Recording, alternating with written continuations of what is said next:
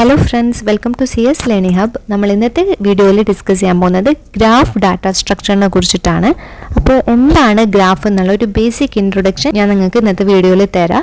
ഇനി നെക്സ്റ്റ് വീഡിയോസിൽ നമുക്കിതിനെ ഡീറ്റെയിൽ ആയിട്ട് നമുക്ക് ഡിസ്കസ് ചെയ്യാം. ഓക്കെ, അപ്പോൾ എന്താണ് ഒരു ഗ്രാഫ് എന്ന് പറയുമ്പോൾ നമ്മൾ ഇതുവരെ ഇത്രയും ഡാറ്റ സ്ട്രക്ചേഴ്സ് നമ്മൾ ഡിസ്കസ് ചെയ്തു അല്ലേ? സ്റ്റാക്ക്, ക്യൂ, ലിങ്കഡ് ലിസ്റ്റ്, ഇത് മൂന്നും നമ്മൾ ലീനിയർ ഡാറ്റ സ്ട്രക്ചേഴ്സ് എന്നാണ് പറഞ്ഞത് അല്ലേ? സ്റ്റാക്ക്, ക്യൂ, ലിങ്കഡ് ലിസ്റ്റ് എന്ന് പറയുന്നത് ലീനിയർ ഡാറ്റ സ്ട്രക്ചറാണ്. എന്താണ് ലീനിയർ ഡാറ്റ സ്ട്രക്ചർ എന്ന് പറഞ്ഞത്?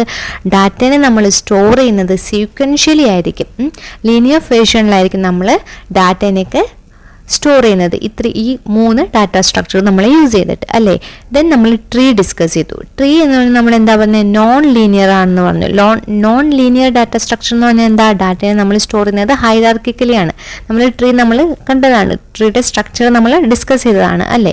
അതേപോലെ തന്നെ ഒരു നോൺ ലീനിയർ ഡാറ്റ സ്ട്രക്ചേഴ്സ് തന്നെയാണ് എന്ത് ഗ്രാഫ് എന്ന് പറയുന്നതും. ഗ്രാഫിലും ഡാറ്റനെ സ്റ്റോർ ചെയ്യുന്നത് ഹൈറാർക്കിക്കലി ആണ്. ഓക്കെ, അപ്പോൾ ഗ്രാഫ് എന്ന് പറഞ്ഞാൽ graph is A non linear data structure consisting of nodes and edges. അപ്പോൾ ട്രീയുടെ പോലെ തന്നെ ഗ്രാഫിന്റെ സ്ട്രക്ചറിൽ എന്തായിരിക്കും? കളക്ഷൻ ഓഫ് നോഡ്സും എഡ്ജസും ആണ് ഉള്ളത്. അതിൽ നോഡ്സിന് നമ്മൾ വേർട്ടിസസ് എന്നും പറയാറുണ്ട്. ഓക്കെ, അപ്പോൾ ഇവിടെ നോക്കി, ഇതിൽ 0, 1, 2, 3 ഇതാണ് നോഡ്സ് എന്ന് പറയുന്നത്. രണ്ട് നോഡ്സിന്റെ ബിറ്റ്വീനിൽ കണക്ഷൻ ലൈൻസ് കാണാം, കണ്ടോ? ഈ കണക്ഷൻ ലൈൻസിനെ നമ്മൾ എഡ്ജ് എന്നാണ് പറയുക. അപ്പോൾ അതാണ് പറയുന്നത് consist of nodes and edges എന്ന് പറയുന്നത്. എഡ്ജസിനെ നമ്മൾ ആർക്സ് എന്നും പറയാറുണ്ട്. ഓക്കെ, അപ്പോൾ ഇതാണ് ഒരു ഗ്രാഫിൻ്റെ സ്ട്രക്ചർ. അങ്ങനെയാണെന്നുണ്ടെങ്കിൽ എന്തായിരിക്കും ട്രീയും ഗ്രാഫും തമ്മിലുള്ള മെയിൻ ഡിഫറൻസ് നമുക്കൊന്ന് നോക്കാം. നോക്കിയേ, ഇതാണ് ഒരു ട്രീയുടെ സ്ട്രക്ചർ, ഇതാണ് ഗ്രാഫിൻ്റെ സ്ട്രക്ചർ അല്ലേ? അപ്പോൾ നിങ്ങൾക്ക് ഇത് കാണുമ്പോൾ തന്നെ മനസ്സിലാവും ഇതിൻ്റെ ഡിഫറൻസ് അല്ലേ? ഈ ട്രീയിൽ നമ്മൾ എന്താ പറഞ്ഞ ഒരു റൂട്ട് നോഡ് ഉണ്ടായിരിക്കും അല്ലേ?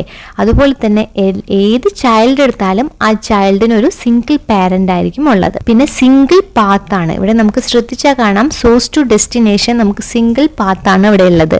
ഇപ്പോൾ 1ൽ നിന്ന് 11 മൂവ് ചെയ്യണമെങ്കിൽ നമുക്ക് 1, 2, 5, 11 ഇങ്ങനെയാണ് നമ്മൾ മൂവ് ചെയ്യുക. ഒരു സിംഗിൾ പാത്ത് മാത്രമാണ് ട്രീയിൽ ഉള്ളത് അല്ലേ?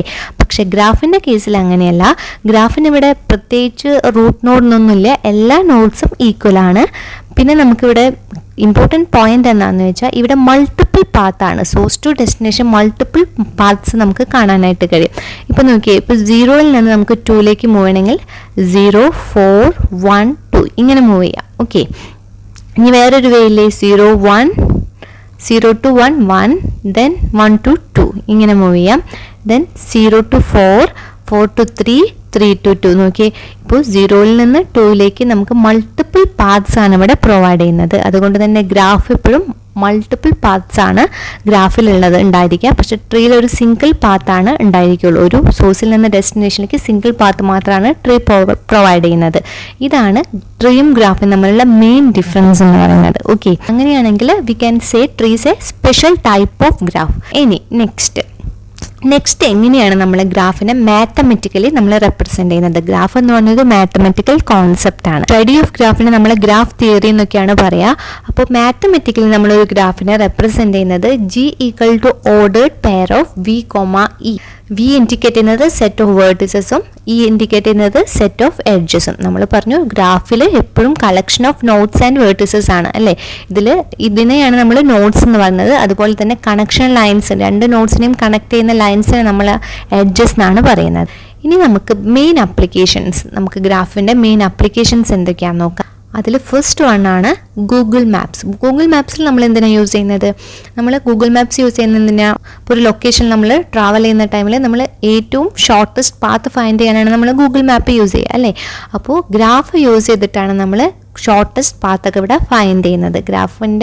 ഗ്രാഫാണ് ഇവിടെ ഇംപ്ലിമെൻറ്റ് ചെയ്തേക്കുന്നത്. ഓക്കെ, അതുപോലെ തന്നെ ലിങ്ക്ഡിൻ, ഫേസ്ബുക്കിലൊക്കെ ഗ്രാഫിൻ്റെ ആപ്ലിക്കേഷൻ നമ്മൾ യൂസ് ചെയ്യുന്നുണ്ട്. അതെന്തിനാന്ന് വെച്ചാൽ യൂസർ കണക്ഷൻസ് ഒക്കെ നമ്മൾ റെപ്രസെന്റ് ചെയ്യുന്നത് ഗ്രാഫ് വെച്ചിട്ടാണ്. സപ്പോസ് നമുക്കൊരു ഫ്രണ്ട് ഉണ്ട്, ആ ഫ്രണ്ടിന് അവരുടേതായുള്ള ഫ്രണ്ട്സ് ഉണ്ടായിരിക്കും. അപ്പോൾ നമുക്കത് സജസ്റ്റഡ് ഫ്രണ്ട്സ് ആയിട്ടൊക്കെ കാണിക്കാറില്ലേ? അതൊക്കെ ഗ്രാഫിൻ്റെ അപ്ലിക്കേഷൻസ് ആണ്. ഓക്കെ, ഇതാണ് മെയിൻ ആയിട്ടുള്ള ഗ്രാഫിൻ്റെ അപ്ലിക്കേഷൻസ്. ഇനി ഡിഫറെൻറ്റ് ടൈപ്സ് ഓഫ് ഗ്രാഫ്സ് ഉണ്ട്, അതൊക്കെ നമുക്ക് അടുത്ത ക്ലാസ്സിൽ ഞാൻ പറഞ്ഞുതരാം ഡീറ്റെയിൽ ആയിട്ട്. ഓക്കെ, അപ്പോൾ ഇത് ജസ്റ്റ് ഒരു ബേസിക് ഇൻട്രൊഡക്ഷൻ ആണ്. ഓക്കെ, അപ്പോൾ എന്തെങ്കിലും ഡൗട്ട്സ് ഉണ്ടെങ്കിൽ കമൻറ്റ് ചെയ്യുക. വീഡിയോ ഇഷ്ടപ്പെട്ടെങ്കിൽ ലൈക്ക് ചെയ്യുക, ഷെയർ ചെയ്യുക, സബ്സ്ക്രൈബ് ചെയ്യുക. Thank you.